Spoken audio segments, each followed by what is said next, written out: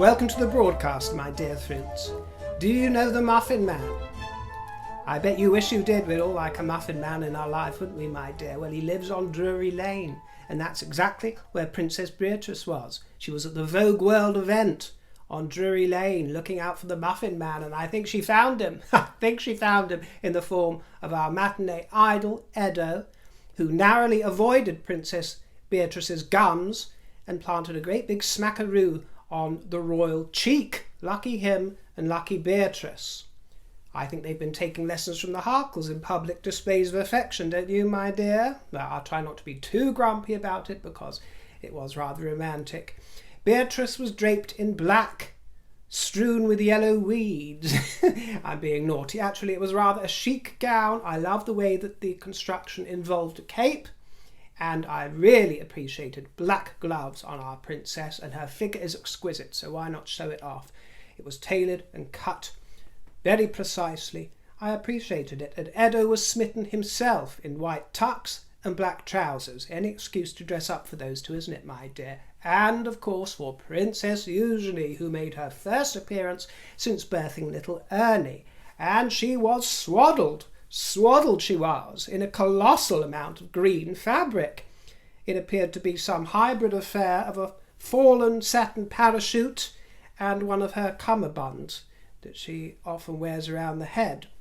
A glorious fabric, though, no doubt about that, and she did actually look rather pretty. I really liked the sparkling slippers. I love it when something sparkly peeps out of the tresses of a skirt, and there we are, bling bling. And her earlobes were adorned with bicycle chains. It was also interesting to see other members of the aristocracy, including Emma Weymouth, the Marchioness of Bath, who was cutting an extremely glamorous figure there in a sort of silver grey number. Timothy Udland says, "What's going on with Meghan's teeth?" Oh dear, we're really going to go there. Dwayne Dibley wants them back. Well, I hadn't heard of Dwayne Dibley. I googled Dwayne Dibley, and I will show you Dwayne Dibley if you're not familiar with this character, and you can let me know your feelings on the subject. Dwayne Dibley.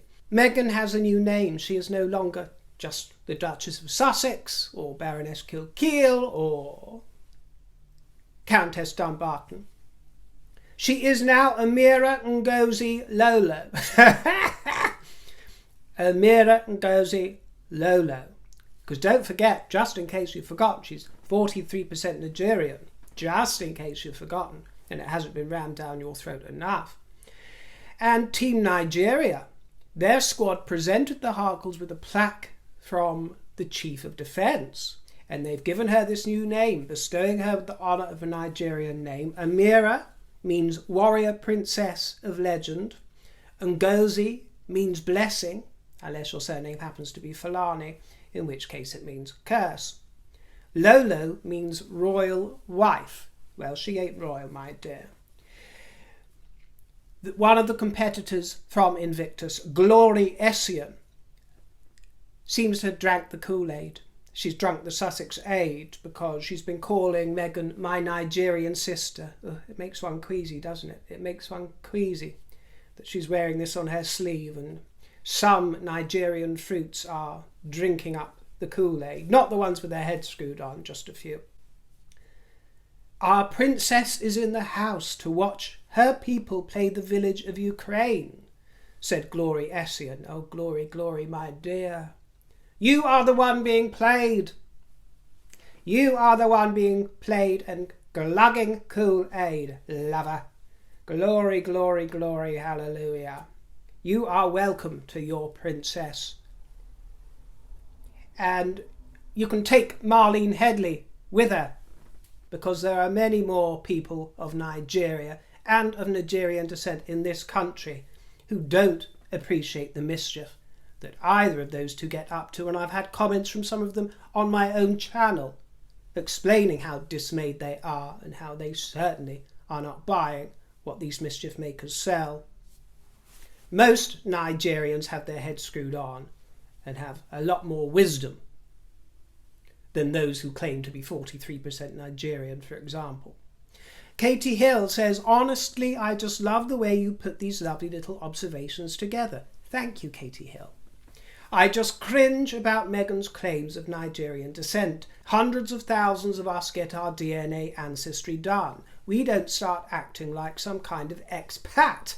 It's pathetic.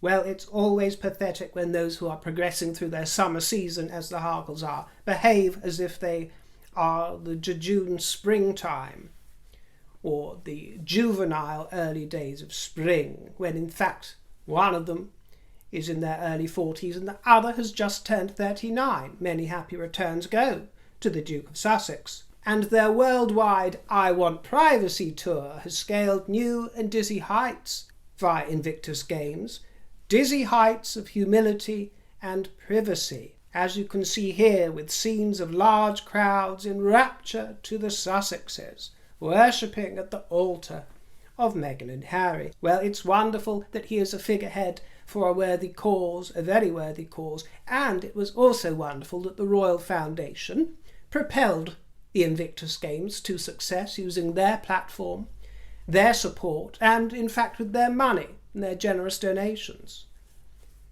from the coffers of William and Catherine, with at least £500,000 donation that we all know about.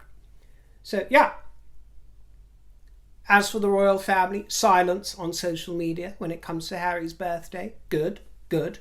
Perhaps that's why Meghan was spotted crying, teary-eyed and bleary-eyed at the medal ceremony. Her wardrobe for the past few days has been very muted, hasn't it? Muted, and a mixture of some designer. There has been some designer, but an awful lot more high street, low-end designer. You know, far less emphasis on luxury.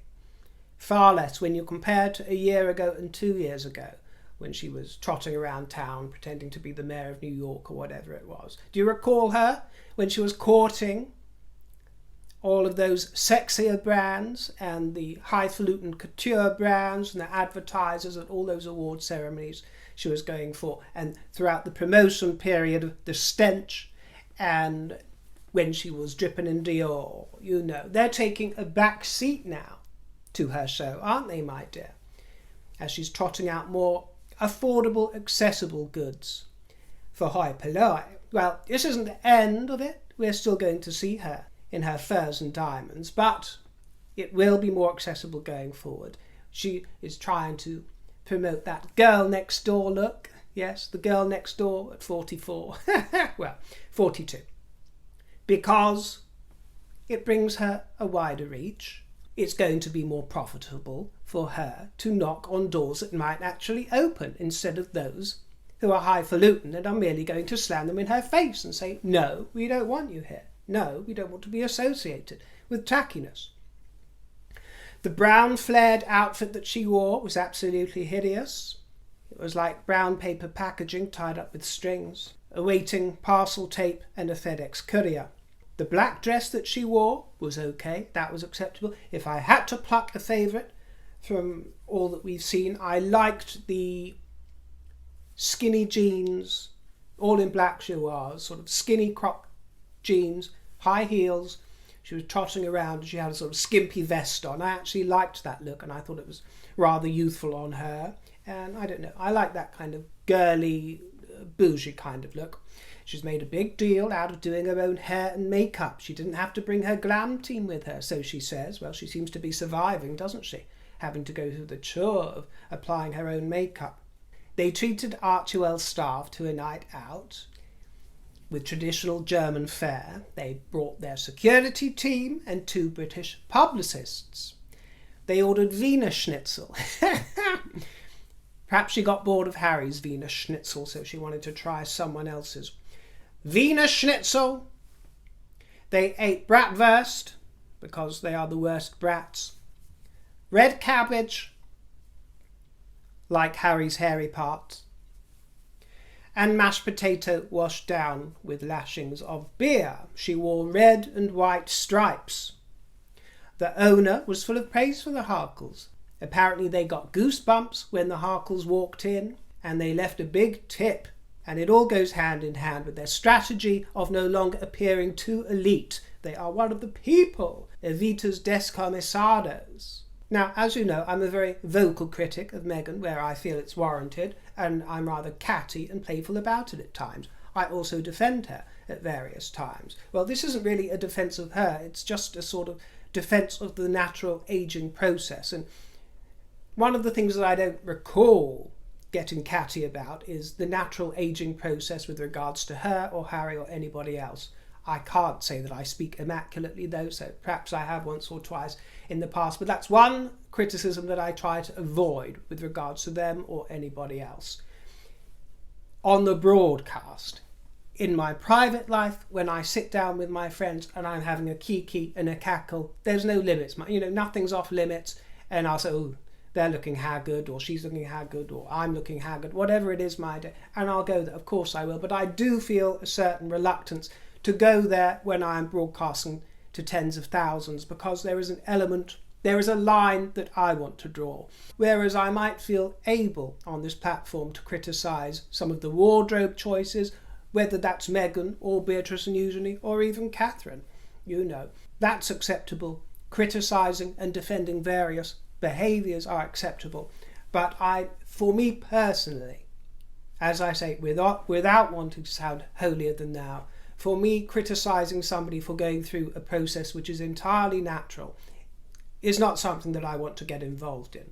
And I'm only mentioning this because there is such a sea of comments coming in about her ageing lately. She is a woman in her 40s, and I think that she actually holds up very well and compares very well against most people her age.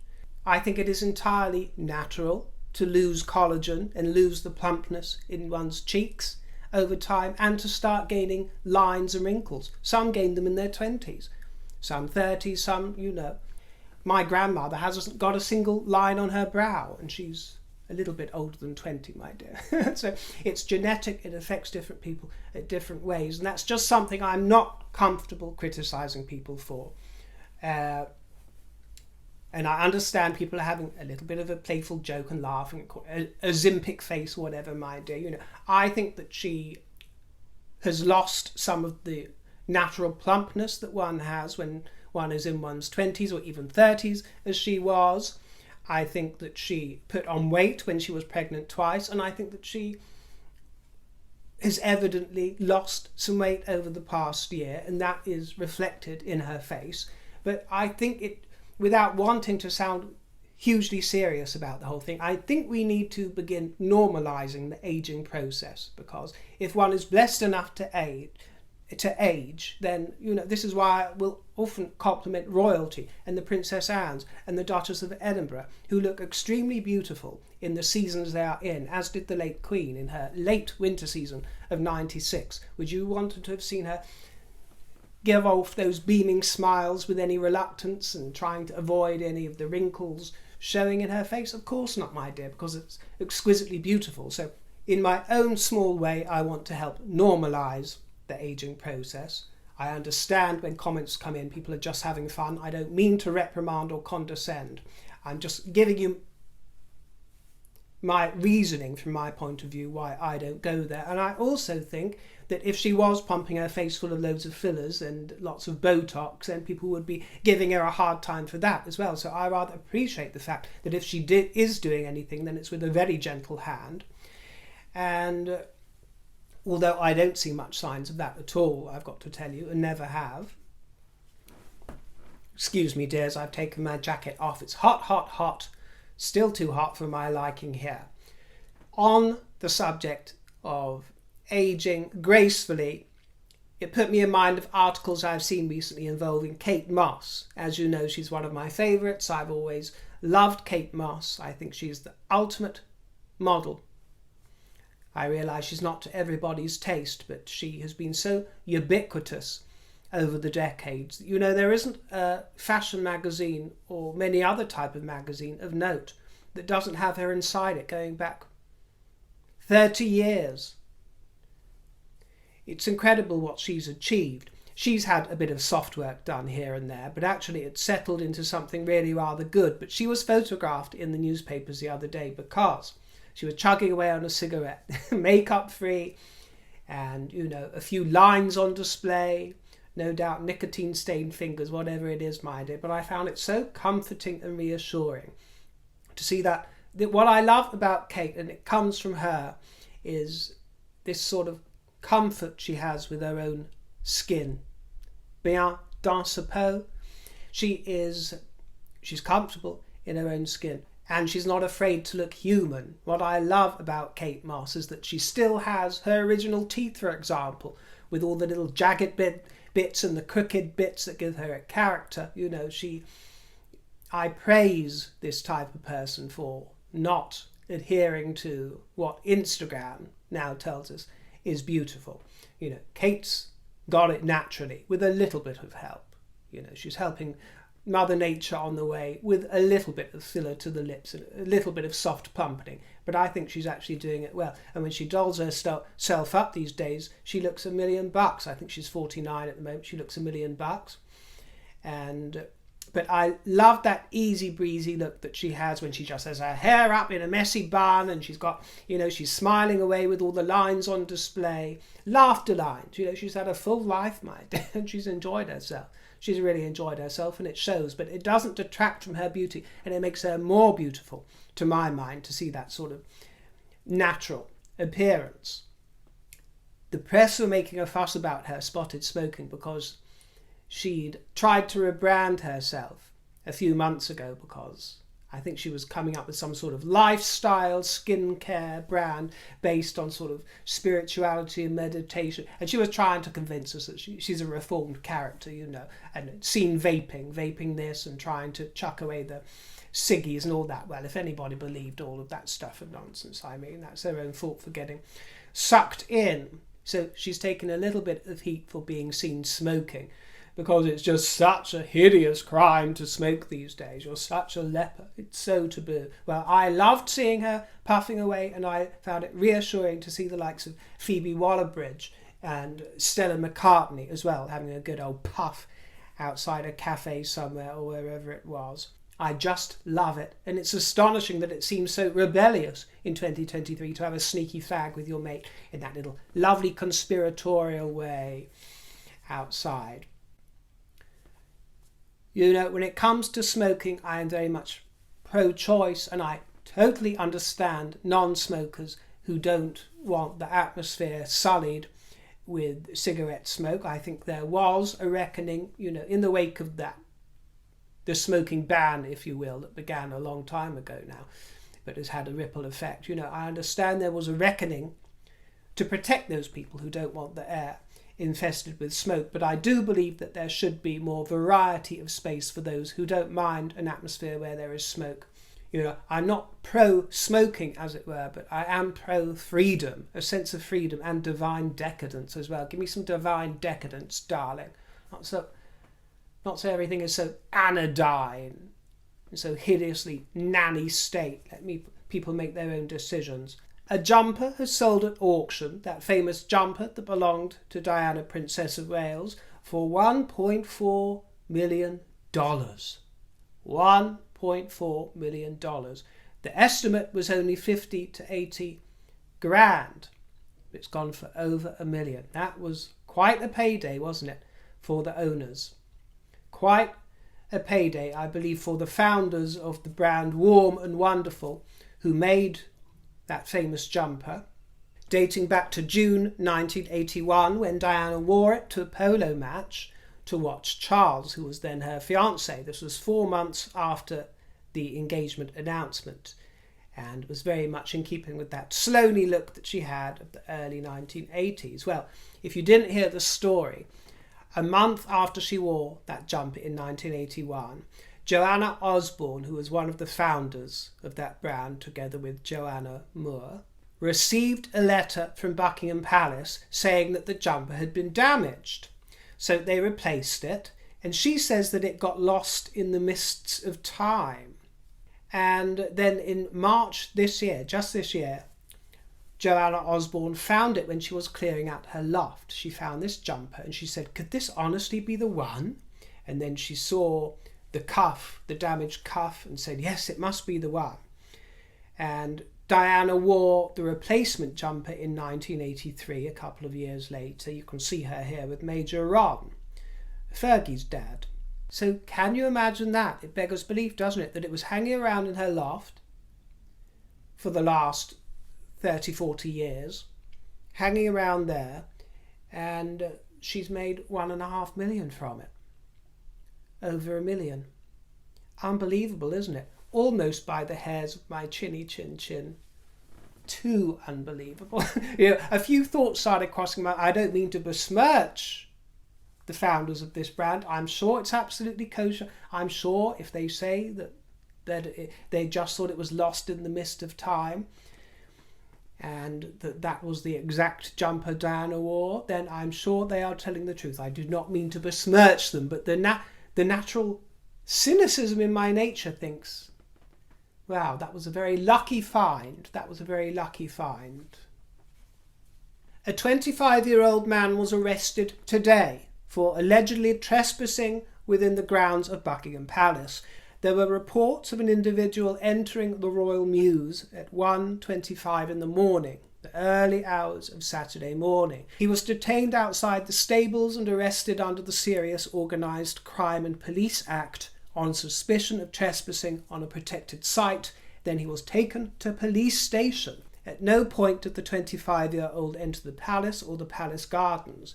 But it's very worrying, isn't it? Especially in the wake of that chap, that idiot, that disturbed mind that entered Windsor Castle with a crossbow that was loaded and ready to kill the intruder, who has been in hearings at the Old Bailey this week. 21 years old he is. He intended to kill Queen Elizabeth II because he was seeking revenge for the 1919 massacre, that Amritsar massacre of India.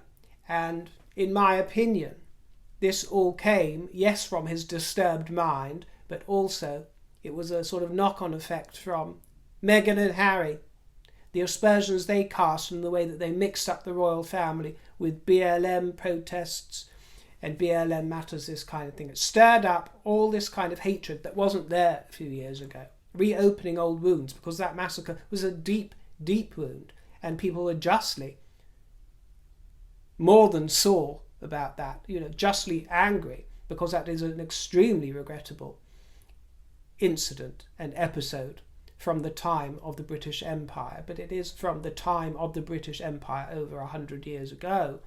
So I'm not sure really what killing the late Queen Elizabeth, what sense that would have made in avenging the poor victims of that massacre. But that didn't make any sense to this chap, because he'd been talking with an AI girlfriend, an artificial intelligence girlfriend.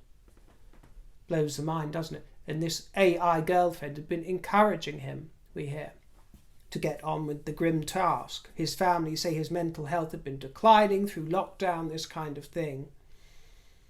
And if that crossbow had been raised when he was captured, if you will, if that had been raised, not just loaded, because he's being done for treason, you see. Treason! Well, it would have been high treason if he had raised that crossbow, and then he would have been looking at a life sentence. But as it goes, we hear that when he is sentenced next month, they're going to make an example, and he will receive a weighty penalty. But he is in Broadmoor at the moment, a psychiatric institution, and the prosecution are trying to dissuade the jury, I believe, or the hearing, trying to dissuade them that he is especially psychologically disturbed, or at least that he knew what he was doing. They claim that he knew what he was doing and that he knew it was wrong. Well, we shall see which way the cookie crumbles. And speaking of cookies and sweet treats, the Duchess of Edinburgh was at the Stablewick Bakery and Farm Shop, feasting her eyes on sweet delights and temptations of the season. Bring some home to Bagshot, my dear, for your Eddie. That'll fatten him up. Bring some of those treats home with you. Yes, you see, she'd been in Wiltshire, where I was just the other week for my birthday celebrations. She was in Wiltshire. She'd been at the Gull Outdoor Therapy. GUL stands for God Unlimited. This therapy centre was founded 20 years ago by a small church community, and the charity provides outdoor therapeutic activities using horses to improve well-being. Beautiful pictures of Sophie with horses there, aren't there? Just such a lovely, beautiful colour and a tonic for the soul. Well-being, apprenticeships and gardening. She took a tour meeting beneficiaries of the charity's work, and she went to Salisbury Guildhall. She was welcomed by children, school children, and the community there. It was a special visit because she was celebrating the multi-faith community, the mayor of Salisbury's installation as Salisbury's first Bangladeshi mayor. And isn't he elegant there in his fineries, the new mayor? I've actually got a similar tunic coat to that. I've got a similar number. I haven't got any of those purple satin pyjama bottoms, but I've got some elements of it. Very elegant. And she unveiled a plaque on a tree, and this is going to be planted in the autumn at Elizabeth Gardens. The Duke of Edinburgh made an appearance at the prestigious Commonwealth Youth Awards at St James's Palace, which spotlights young leaders tackling community challenges. He wore a suit in charcoal grey and paired it with a red tie. There were 20 regional finalists coming together with incredible initiatives that focus on environmental transformation, health and well-being. Oh, well-being this, well-being that. I'm sick to death of hearing about people's well-being. Oh, did I really say that? I shouldn't, should I? Naughty River. Zara took to her horse. Her horse. The horse's name this time is Classical Euros Star. I'm not such a fan of that name as I am of Classy Affair, her other horse. But Classical Euros Star, very handsome though. She took the horse to Woodstock, Oxfordshire to compete, and she was seen texting away on her phone. Sweet nothings to Michael, I'm sure. This was at Blenheim Palace for the Blenheim International Horse Trials. Ride a cock horse to Banbury Cross to see a fine lady on a white horse, with rings on her fingers and bells on her toes. She shall have music wherever she goes. Who is watching from Libya? I'd be delighted to hear from some Libyan fruits. Our thoughts are with you, Libya, and those of you in the surrounding areas, Greece, Bulgaria, Turkey, Egypt, Israel, all those areas who might have been affected by Storm Daniel. Oh, and speaking about Israel, by the way, I hope you are enjoying the celebrations for Rosh Hashanah, if that is what you celebrate. I digress. Storm Daniel, devastating, or Cyclone Daniel, as it's known, the deadliest and most costliest Mediterranean tropical-esque cyclone ever recorded, and the deadliest weather event of 2023. It was formed, this cyclone. It was formed round about the 4th of September, kept spinning till the 12th, when it dissipated. But really tragic set of circumstances, and His Majesty sent this message. My wife and I are so desperately saddened by the devastating impact and loss of life caused by Storm Daniel and the subsequent floods. We mourn with all those who have lost their loved ones and continue to pray for everyone whose lives and livelihoods have been affected by the horrific floods. All of us Basketeers will be keeping you in our thoughts and prayers, my dear. Well wishes to you and to everybody else. I hope you enjoy the rest of the weekend, and thank you for keeping me company. Leave me your fruity thoughts, and my tip jar, if you enjoyed my company, is in the description box. Stay royal, and I'll see you next time, my dears. Ta-ra and toodle-pip.